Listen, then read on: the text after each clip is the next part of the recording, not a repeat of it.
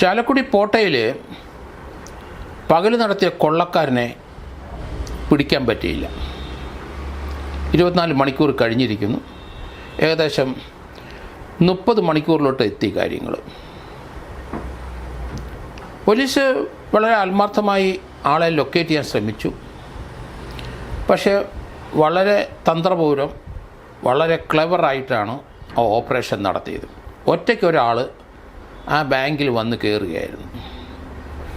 അയാൾ വന്നതൊരു 2 വീലറിൽ വളരെ ശാന്തനായി പതുക്കെ ബാങ്കിലോട്ട് കയറുന്ന CCTV ദൃശ്യത്തിൽ നമ്മൾ കണ്ടു. അയാളൊരു ഹെൽമെറ്റ് വെച്ചിട്ടുണ്ടായിരുന്നു, മുഖം മറച്ചിരുന്നു, ഒരു ഗ്ലൗസ് രണ്ട് കയ്യിലും കറുത്ത ഗ്ലൗസ് ഇട്ടിരുന്നു. അതുപോലെ തന്നെ ഒരു ജാക്കറ്റ് ബ്ലാക്ക്, പക്ഷേ കൈ അതിനകത്ത് വെള്ള ഫുൾ സ്ലീവ് ഷർട്ട് കാണാം. ഒരു പാൻ്റ് ഇട്ടിരുന്നു, പിന്നെ ഷൂവ് അത് സ്പോർട്സ് ഷൂ ആയിരുന്നു. അതുപോലെ തന്നെ പിന്നിൽ കഴുത്തിൽ കൂടെ ഒരു വലിയ ബാഗും. അയാൾ 3 മിനിറ്റേ അവിടെ നിന്നുള്ളൂ. ഉച്ച സമയമാണ്. 8 സ്റ്റാഫിൽ ഒരാൾ ലീവായിരുന്നു, ക്യാഷർ. കഴിഞ്ഞ 10 ദിവസമായിട്ട് ക്യാഷർ ലീവായിരുന്നു. 7 പേരുണ്ടായിരുന്നു. അവർ ഏകദേശം 5 പേരോളം ആ ഊണ് സമയമാണ് ഉച്ചയ്ക്ക്. 4 പേര് അവിടെയും ഒരാൾ വെളിയിൽ പോയി കഴിച്ചു. പിന്നെ 2 പേരുണ്ട്, പ്യൂണും മാനേജരും അവിടെ ഉണ്ടായിരുന്നു. ആ സമയത്താണ് അവിടെ ഈ കഥാപാത്രം കയറി വരുന്നത്. കയറി വന്ന് കത്തി കാണിച്ചു. മറ്റുള്ളവർ അകത്തിരുന്ന് ചോറ് കഴിച്ചിരുന്ന വിവരം അറിഞ്ഞില്ല. 2 പേരെ ശുചിമുറിയിലേക്ക് ചൂണ്ടിക്കാണിച്ചു. 2 പേരെ അവിടെ കയറ്റി ആ മുറി പൂട്ടി. വെളിയിലെ പൂട്ട് തുറക്കാൻ ശ്രമിക്കാതിരിക്കാൻ വേണ്ടിയിട്ട് അവിടെ ഇരുന്ന കസേര ആ പൂട്ടിൻ്റെ വാതിലടച്ചിട്ട് അതിൻ്റെ ഇടയ്ക്കുള്ള ഹാൻഡിലിനെ അവിടെ തിരികെ വെച്ചു. കസേരയുടെ കാല് തിരികെ വെച്ചുകൊണ്ട് അകത്തുനിന്ന് തുറക്കാൻ ബുദ്ധിമുട്ടാണ്. ക്യാഷർ അന്ന് അവധിയായതുകൊണ്ട് അർച്ചന എന്ന ഒരു ക്ലർക്കായിരുന്നു ക്യാഷറിൻ്റെ ചാർജ്. ആ മുറിയിലെ ഗ്ലാസ് ചവിട്ടി പൊളിച്ച് അകത്ത് കയറി. ക്യാഷ് കൗണ്ടറിൽ ഏകദേശം 45 ലക്ഷം രൂപ ഉണ്ടായിരുന്നു. അതിൽ 15,20,000 മാത്രം ബാഗിനകത്താക്കി പെട്ടെന്ന് അവിടെ നിന്ന് ഇറങ്ങിപ്പോയി. ആ ബൈക്കിൽ തന്നെ പോട്ട ജംഗ്ഷനിലേക്ക് പോയി. പിന്നെ മടങ്ങി അങ്കമാലിയിലേക്ക് പോയി. പിന്നീട് തൃശ്ശൂരിലേക്ക് പോയെന്നാണ് പോലീസ് വൃത്തങ്ങൾ പറയുന്നത്. ഏതായാലും CCTV ദൃശ്യത്തിൽ ഉള്ള ദൃശ്യത്തിൽ നിന്നാണ് ഈ ഒരു കാൽക്കുലേഷൻ നടത്തിയിട്ടുള്ളത്. പക്ഷേ ആളെ കണ്ടെത്താൻ കഴിഞ്ഞില്ല. ഒറ്റയ്ക്കുള്ള ഓപ്പറേഷനാണ്.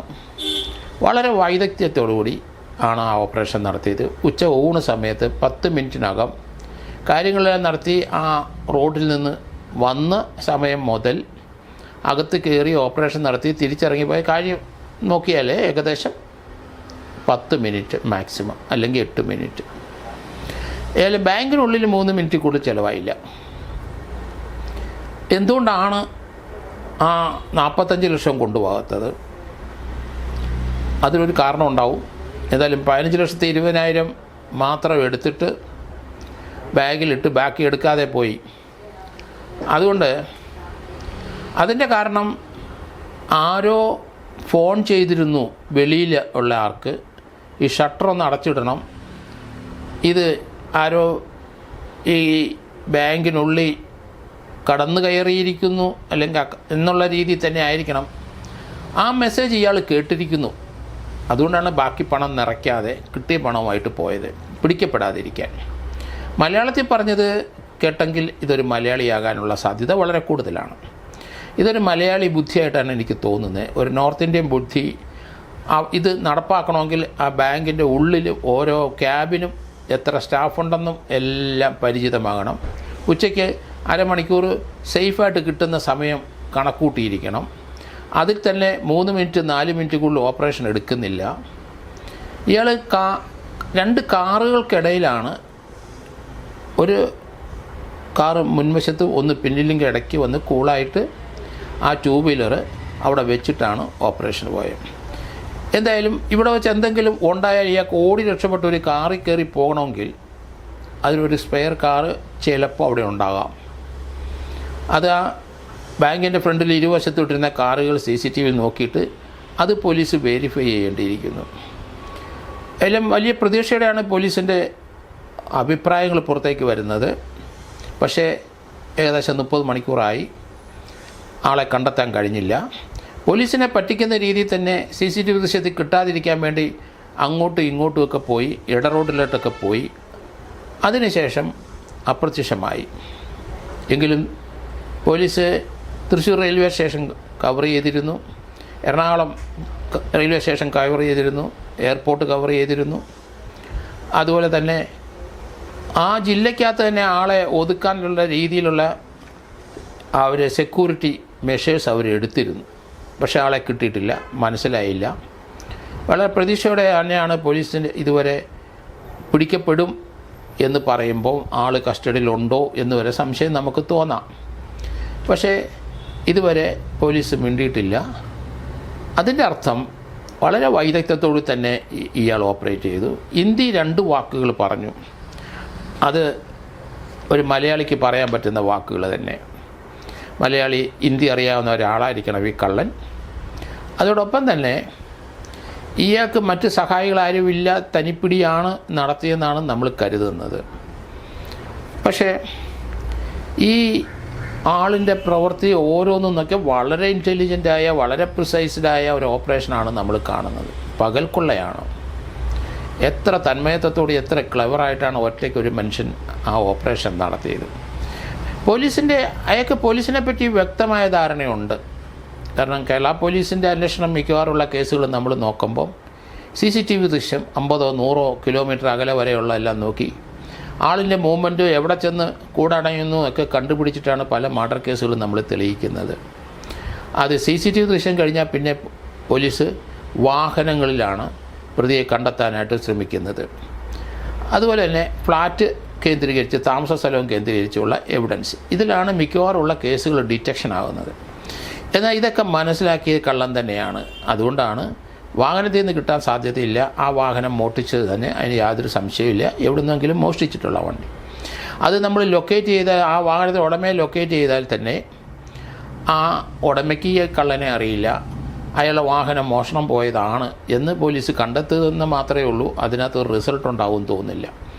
ആ ബാങ്കിനകത്ത് ഫിംഗർ പ്രിൻ്റ് ഒന്നും ലഭിക്കാൻ സാധ്യതയില്ല. കാരണം ഗ്ലൗസ് ബ്ലാക്ക് കൈവശം ധരിച്ചിട്ടുണ്ട്.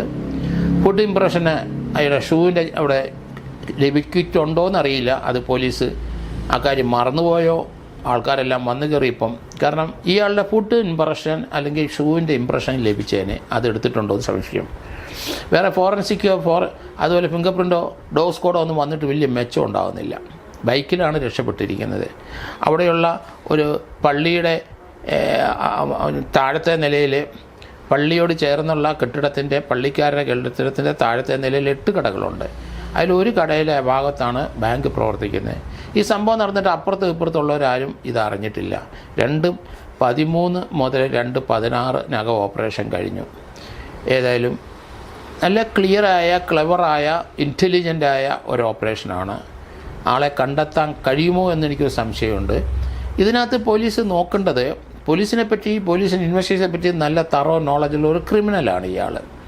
അതെങ്ങനെ വേറെ ഏതെങ്കിലും രീതിയിലുള്ള ഓപ്പറേഷൻ നടത്തിയിട്ട് ധാരാളം തഴക്കവും പഴക്കവും വന്ന് പോലീസ് മൂവ്മെൻറ്റിനെ പറ്റി നല്ല ജാഗ്രതയുള്ള ആളാണ്. കാരണം എനിക്കൊരു സംശയം, ഇത് ഈ രീതിയിൽ CCTVയിലും കാറിലും ഫ്ലാറ്റിലും താമസമെല്ലാം കണ്ടുപിടിക്കാം, വാഹനത്തിൽ കൂടെയും കണ്ടുപിടിക്കാൻ പറ്റാതെ വരുമ്പം ഞങ്ങളൊക്കെ പഴയ കാലങ്ങളിൽ അത് മോഡസ് ഓപ്പറാണ്ടി നോക്കും. ഈ രീതിയിലുള്ള മോഷണം നടത്തിയ ആരെങ്കിലും ഉണ്ടോ ഇന്ത്യയിലോ കേരളത്തിലോ? അതേസമയത്ത് ഇതുപോലെ ഇൻ്റലിജൻസ് യൂസ് ചെയ്യാൻ കഴിവുള്ളവരാരുണ്ട്? അത് മറ്റ് ഇതുപോലെയുള്ള ക്രിമിനാലിറ്റി അല്ലെങ്കിൽ ക്രിമിനൽ കേസ് ഇൻവോൾവ് ചെയ്ത ആളായിരിക്കണം. എനിക്കൊരു സംശയം, ഇത് തീർച്ചയായിട്ടും ഇത് സ്വർണം പൊട്ടിക്കുന്ന ഗ്യാങ്ങുകളുടെ അവരുടെ വളരെ ഇൻ്റലിജൻ്റായ നീക്കങ്ങളും ഇൻ്റർസെപ്ഷനൊക്കെ ഇതിനകത്തുണ്ട് എന്നെനിക്ക് തോന്നുന്നു. അവർ വാഹനങ്ങളൊക്കെ പലപ്പോഴും കളഞ്ഞിട്ട് പോവുകയാണ്. ആ വാഹനത്തിൽ നമുക്ക് ആ ഓപ്പറേഷൻ ചെയ്ത ആളെ കണ്ടുപിടിക്കാനും കഴിയില്ല. അത് തന്നെയല്ല, ഒരു എയർപോർട്ടിൽ നിന്ന് സ്വർണം കളവായിട്ട് ഇറക്കി ഒരു കാറിൽ പോയി സഞ്ചരിക്കുന്ന അവിടെ കയറി അല്പം ചെന്ന് കഴിഞ്ഞാൽ ഇൻ്റർസെപ്റ്റ് ചെയ്ത് പെട്ടെന്ന് തന്നെ ആ വാഹനത്തിൽ നിന്ന് സ്വർണം കടത്തിക്കൊണ്ടുവന്ന സ്വർണം അടിച്ച് അവർ അപ്രത്യക്ഷമാവുകയാണ്. അങ്ങനെ പോകുന്ന ആൾക്കാരെ അത് മനസ്സിലാക്കിയിട്ട് അവരുടെ പുറകെ ചേസ് ചെയ്ത് അവരെ ഇൻ്റർസെപ്റ്റ് ചെയ്ത് അത് അവരുടെ കയ്യിൽ നിന്ന് അടിച്ചുകൊണ്ട് പോകുന്ന അടുത്ത ഗാങ്ങുമുണ്ട്. അങ്ങനെ ഉൾപ്പെട്ടിട്ടുള്ള ഏതെങ്കിലും ഗാങ്ങിലെ ഒരു അംഗമാകാം ഈ ഒരു സംഭവം ചെയ്തിരിക്കുന്നത്. അത്ര ക്ലവറായിട്ട് തന്നെയല്ലേ ഓപ്പറേഷൻ വന്നിരിക്കുന്നത്. അതുകൊണ്ട് ഇപ്പം അവിടെ ഉച്ചയ്ക്ക് ആ ബ്രേക്ക് പീരീഡിൽ അവിടെ ഒരു സെക്യൂരിറ്റിക്കാരനില്ല. ഇപ്പോൾ അവിടെ ഒരു സെക്യൂരിറ്റിക്കാരനെ പോസ്റ്റ് ചെയ്ത് കഴിഞ്ഞു. കാരണം ആ സെക്യൂരിറ്റി ഇല്ലാത്ത ബാങ്കുകാരെല്ലാം ഈ ഒരു ടൈം വളരെ സൂക്ഷിക്കണം. ഇതുപോലുള്ള ഓപ്പറേഷൻ ഇനി നമുക്ക് പ്രതീക്ഷിക്കാം. മറ്റൊരു രീതിയിൽ തന്നെയാകാം. ചിലപ്പോൾ ഒരു തോക്കായിരിക്കാം. ഇവിടെ ഏതായാലും ഒരു കത്തി മാത്രമേ കൊണ്ടുവന്നിട്ടുള്ളൂ. വന്നയാൾക്ക് അത്ര കോൺഫിഡൻസ് ഉണ്ട്. അവിടുത്തെ ആൾക്കാരും വയലൻ്റായി ഇയാളെ കയറി ആക്രമിക്കാനൊന്നും പോകുന്നില്ല എന്ന് ഒരു കണക്കൂട്ടലുണ്ടോ എന്നൊരു സംശയമുണ്ട്. രണ്ടാമത് ആ റോഡിൽ കൊണ്ടുപോയി വാഹനം നിർത്തി ആ ടൂ വീലർ നിർത്തിയിട്ട് ആ ടൂ വീലറിൻ്റെ അവിടെയുള്ള മറ്റ് റോഡിൽ കിടന്ന വാഹനങ്ങളെല്ലാം ഒന്ന് ചെക്ക് ചെയ്യണമെന്ന് പറയുന്നതിന് ഈ കാര്യങ്ങളിൽ സഹായമുണ്ടോ, അവരാരെങ്കിലും ഒരു പ്രിക്കോഷൻ എടുത്തിട്ടുണ്ടോ? ഇയാളെ ഈ ബാങ്കിനകത്ത് 7-8 പേരുണ്ട്. ഒറ്റയ്ക്കാണ് ഇയാൾ വന്നത്. ചിലപ്പോൾ അവർ പെട്ടെന്ന് ആക്രമിച്ച് ഇയാളെ കീഴ്പ്പെടുത്തി ഇയാൾ കുതിറി ഓടി രക്ഷപ്പെട്ട് അയാളെ ടൂ വീലറിൽ കയറി പോകാൻ പറ്റാത്ത അവസരം വന്നാൽ കാറിനകത്ത് പോയി രക്ഷപ്പെടും. ഈ ടൂ വീലറിൽ നിന്ന് ട്രാക്ക് ചെയ്യാൻ കഴിയില്ല പോലീസിന്. ആ ടൂ വീലറിലെ ഫിംഗർ പ്രിൻ്റ് ഒന്നും കിട്ടാനുമില്ല. കാരണം ഇയാൾ ഗ്ലൗസ് ഉപയോഗിച്ചിട്ടുണ്ട്. അപ്പോൾ അതുകൊണ്ട് അത് എവിടെയെങ്കിലും അബാൻഡൻ ചെയ്ത് ഉപേക്ഷിച്ച് കളഞ്ഞാലും അതിൽ നിന്നൊരു എവിഡൻസ് എടുക്കാൻ കഴിയുമെന്ന് എനിക്ക് തോന്നുന്നില്ല. അതുകൊണ്ട് ഈ കേസ് വളരെ ദുരൂഹമാണ്. അത് പോലീസിന് ഇപ്പം ഒരു എവിഡൻസും ഇല്ല എന്നുണ്ടെങ്കിൽ തീർച്ചയായിട്ടും ഇത് കണ്ടുപിടിക്കാനായിട്ട് വളരെ ബുദ്ധിമുട്ടാണ്.